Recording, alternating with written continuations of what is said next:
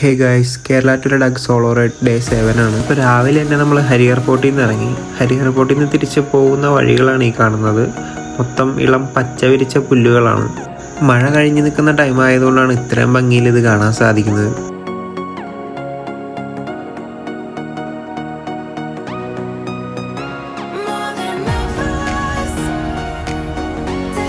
DMസിൽ എനിക്ക് കൂടുതലും വരുന്ന മെസ്സേജ് വണ്ടിയുടെ കണ്ടീഷൻ എങ്ങനെയുണ്ട്, വണ്ടി എങ്ങനെയുണ്ടെന്നാണ്.